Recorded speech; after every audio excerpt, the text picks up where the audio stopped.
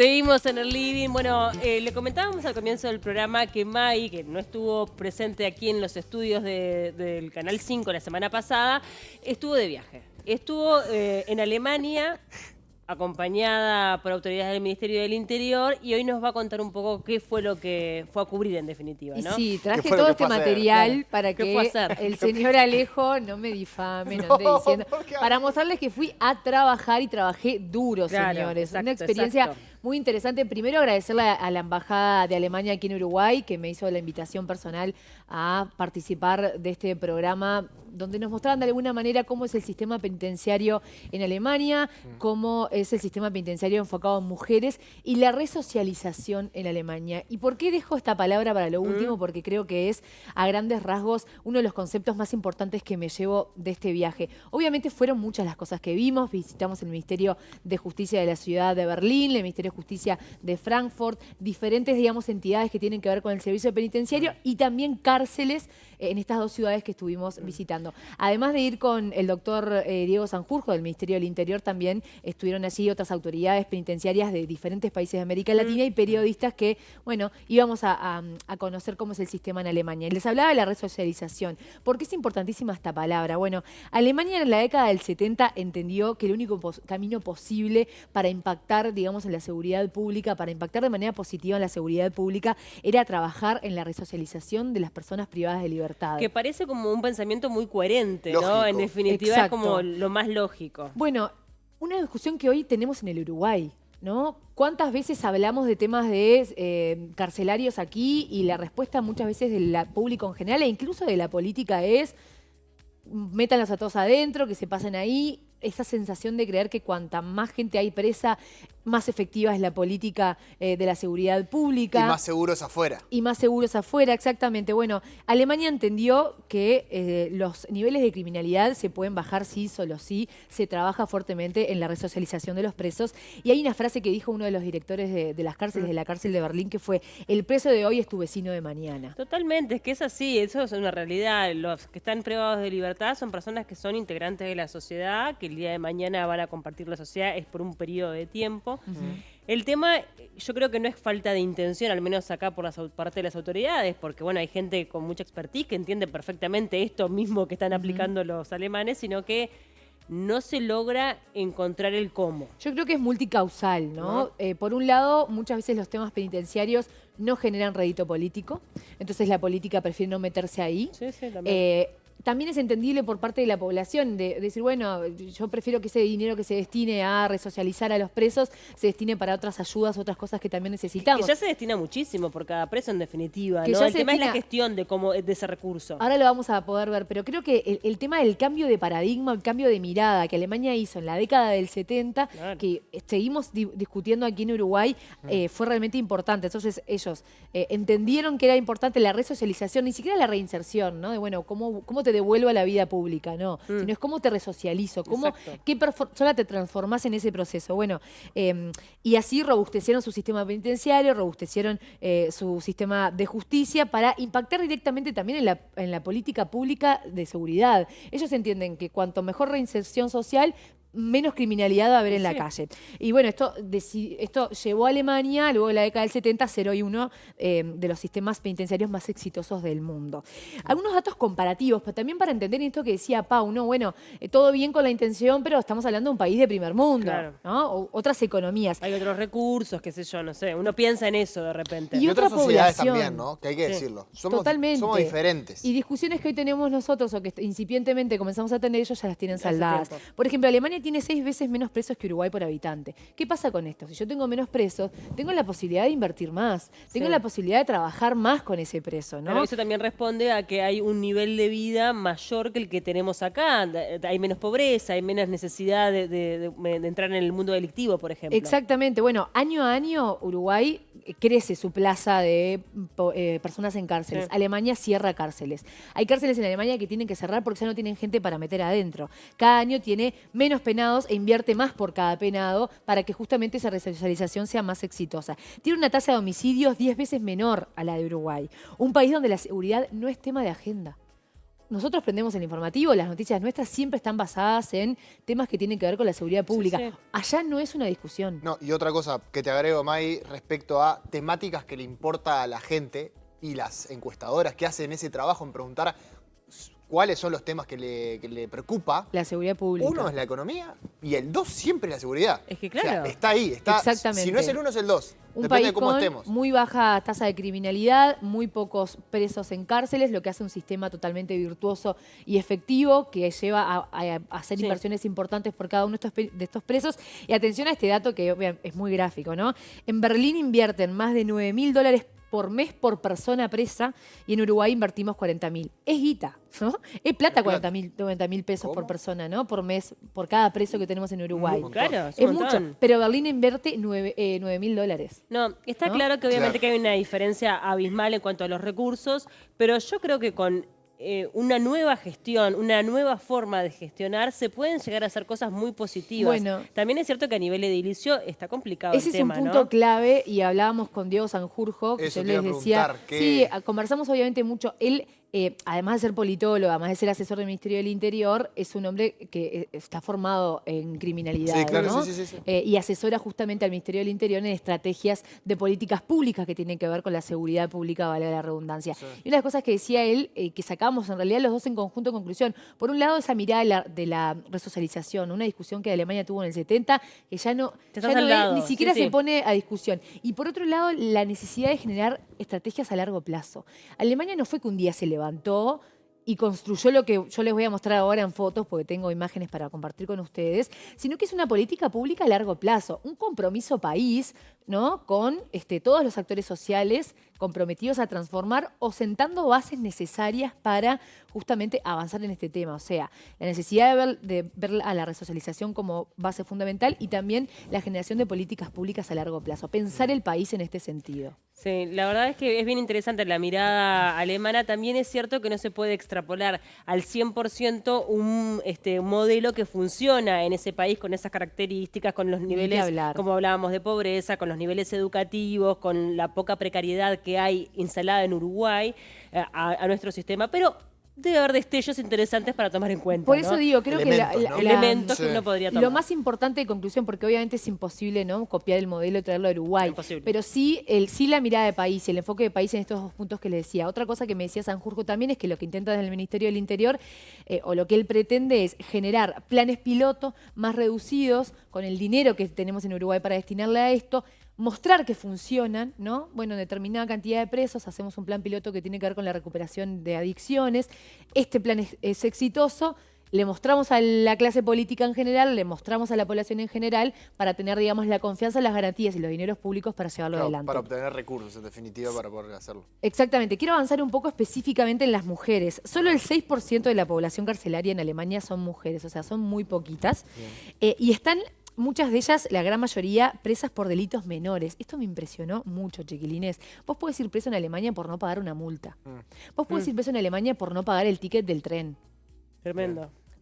Vas unos meses, son delitos menores, pero la gran parte de las mujeres presas están por estos delitos. Obviamente también hay por prostitución, por violencia de género, por consumo, también, por adicciones, pero muchas de ellas están por estos delitos menores. Y otra cosa que impacta mucho, en la primera cárcel que fuimos, estábamos con la comitiva por entrar y de repente vemos una pareja que se da un beso, se abraza, ella llora con un bolsito y entra a la cárcel. Cuando averiguamos, era una mujer que se estaba entregando. Pasa mucho en Alemania, cuando vos tenés el impago de una deuda o algo, el Estado te notifica, tal día usted, señora, se tiene que presentar en la cárcel porque va presa.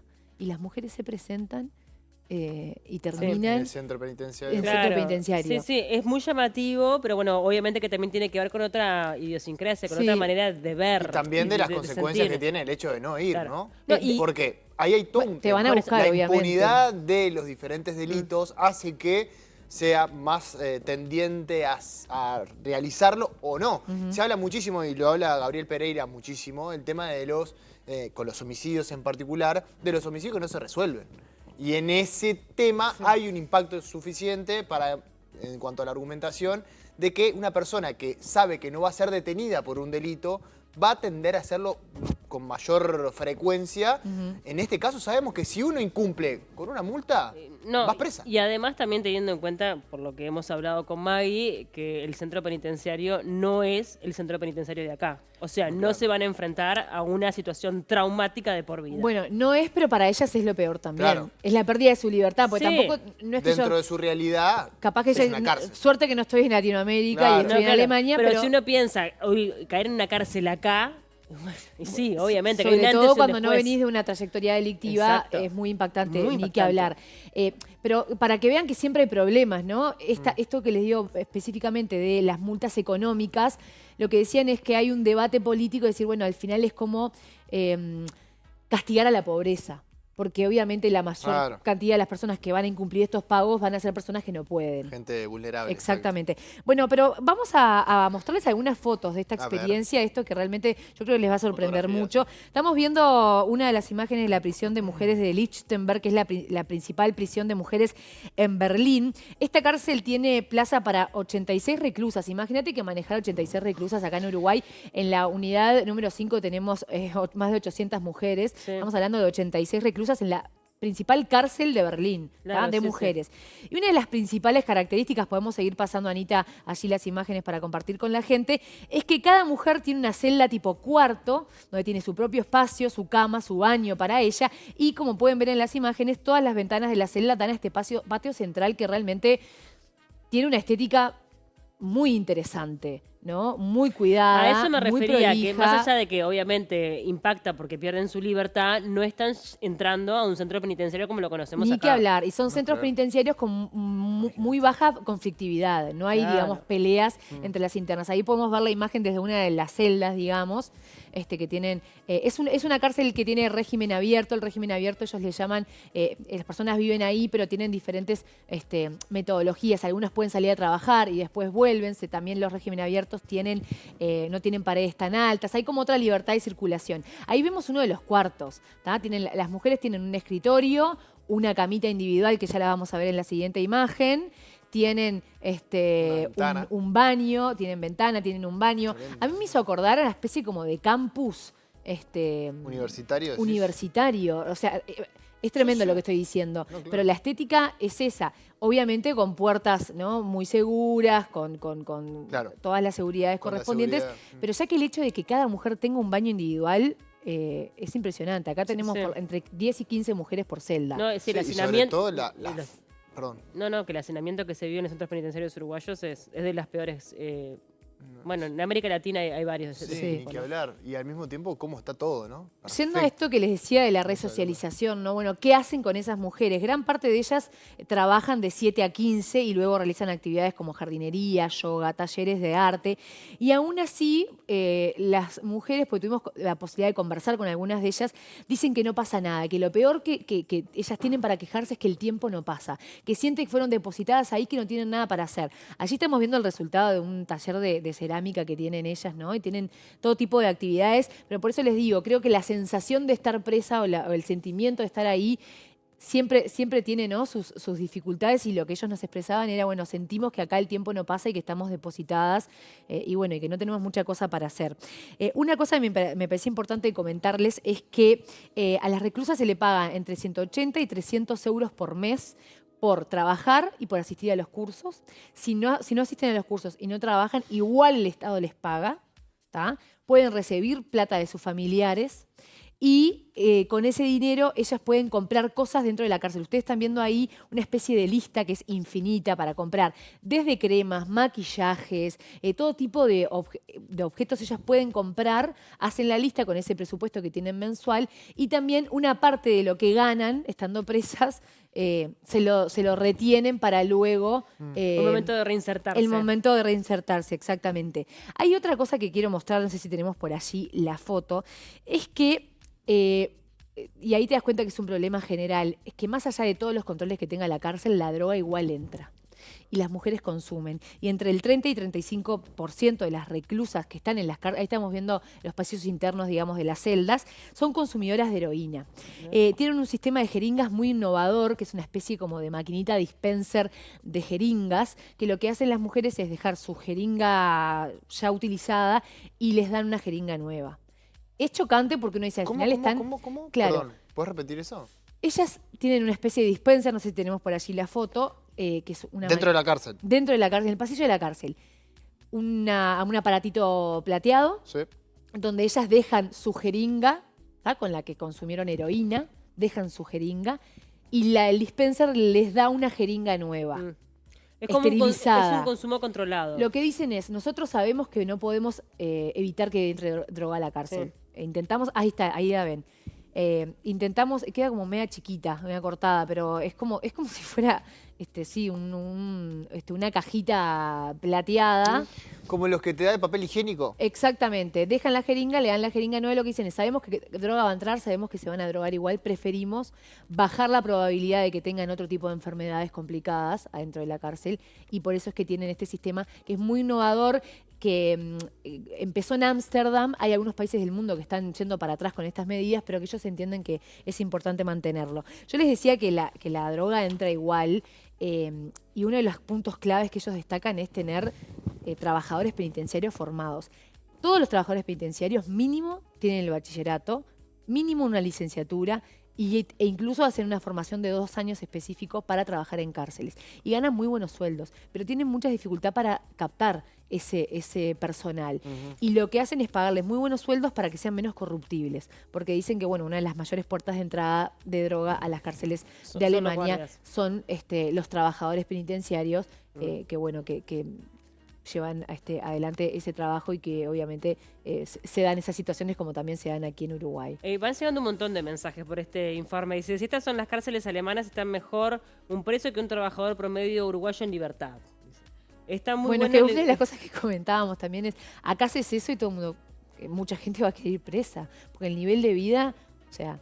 Claro. Es mucho mejor a la que viven muchos uruguayos. Tenés un techo, tenés comida, tenés la posibilidad de formarte y encima te pagan por mes. Digo, es como imposible pensarlo en nuestra sociedad. Por eso decía, es imposible extrapolar ese modelo a Uruguay. Pero bueno, habrá cosas que se puedan tomar. Vuelvo a reiterar y me parece importante no romantizar. Porque en la oportunidad de charlar con las presas se ve su tristeza, obviamente. Muchas de ellas reinciden, ¿tá? No es un sistema perfecto que todo el mundo que pasó una vez por la cárcel no vuelve a cometer un delito. Y la falta de libertad es un aspecto que es incomparable. Pero no hay una cárcel más peligrosa que esta. Esta, digamos, la cárcel... No, esta es la principal de Berlín, que tiene régimen abierto. Después la otra que fui, que es seguridad nivel 2, no pude tomar fotos, no nos permitieron tomar fotos porque es una cárcel con mayores medidas de seguridad. Esta es una cárcel de régimen abierto que es como más permitiva. De todas maneras, esta otra cárcel que les digo, con mayor nivel de seguridad, también tenían su cuarto propio. Eso te iba a preguntar. Había lugares que eran casi apartamentos. Eran casi apartamentos. Y también en esta cárcel, que tenía cárcel de mujeres, cárcel de varones, también tenía cárcel de madres con hijos, donde generaban pequeñas casitas para que estas mamás con sus hijos puedan vivir allí. Sí, claro. De risa comparar cárceles en Uruguay con Alemania, porque si en Uruguay pusieran cárceles así, todos harían lo posible para ir presos, un poco lo que estábamos señalando. Acá nos dicen, está muy buena esta iniciativa del gobierno de explorar otras cárceles. Totalmente de acuerdo, son seres humanos que después se van a insertar en la sociedad, algunos son irrecuperables, pero en todo es un tema. Las cárceles son para anotar, pues son muchos y poca capacidad en las celdas, que trabajen en las cárceles y tengan la cabeza ocupada y no para que salgan otra vez a robar. Y acá hay un mensaje que me parece interesante también leerlo. Dice, hola, pregúntale a los familiares que perdieron un ser querido en manos de la delincuencia, gente trabajadora que mataron para robarle y no pasa nada. De ejemplo, el caso del mozo de La Pasiva, entre muchos más. ¿Les parece que quieren a los asesinos delincuentes de nuevo en la calle? ¿Quién es la víctima? A mí me importa mi país y no lo haga o no Alemania. Si no, habrá que mudarse para allá, según ustedes. Por favor, saludos, gracias, dice Gabriel. Yo entiendo a esta persona, lo que le comento es que, quiera o no, esa persona va a volver a salir a la calle. Claro.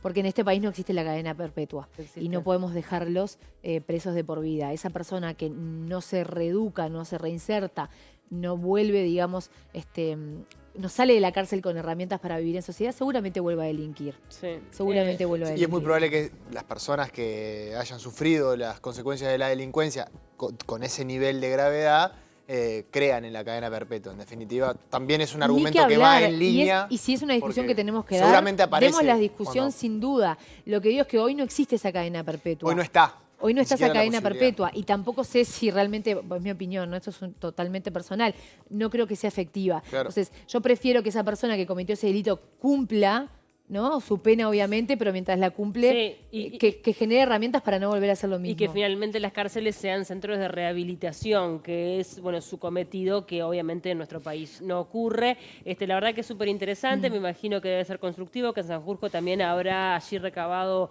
buenas ideas y conceptos que, más allá que capaz que los conocía, el hecho de haber compartido también con otros colegas para poder traer aquí a Uruguay. Es un gran desafío el que tenemos en centros penitenciarios. Es un gran desafío que lamentablemente no lo ha podido solucionar el gobierno de turno del partido que sea. Yo desde que tengo memoria creo que es la primera vez en una campaña electoral donde el tema penitenciario está en la agenda de todos. Sí, debería está en la agenda siempre, de todos. Sí.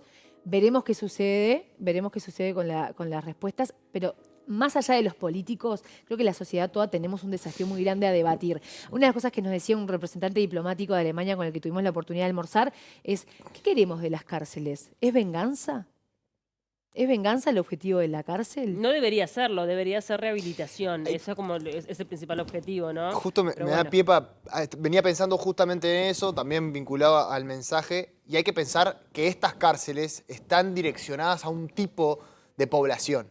Por eso la resocialización, por eso un montón de conceptos que trae May. Pero Alemania en algún momento empezó con todo esto. Ni que hablar, pero no podemos pensar una cárcel de estas características para los criminales más peligrosos de nuestro país, sino que más bien está dirigido a un sector de la sociedad que sí tiene posibilidades de rehabilitarse, de resocializar y de no reincidir, que es un tema que siempre hablamos de que los jóvenes hoy en día ingresan al INISA o jóvenes de 18 años ingresan al centro penitenciario y salen con una espiral de violencia muchísimo más importante. Ingresan por un delito menor y terminan con una universidad del delito muchísimo más importante. Y ese joven que cometió un delito menor puede ser resocializado, puede volver a insertarse en la sociedad y es ahí a donde hay que apuntar. La persona que ya mató, que tiene 3 homicidios, y bueno, quizás no tiene, o sí, posibilidades de rehabilitarse. Pero claramente hay una parte de la población en donde se tiene que trabajar y se puede trabajar. No, sin duda. Y además, no podemos pensar y también hay que decir que hay experiencias positivas en nuestro país. Claro. Hay algunos centros penitenciarios que han logrado una rehabilitación exitosa.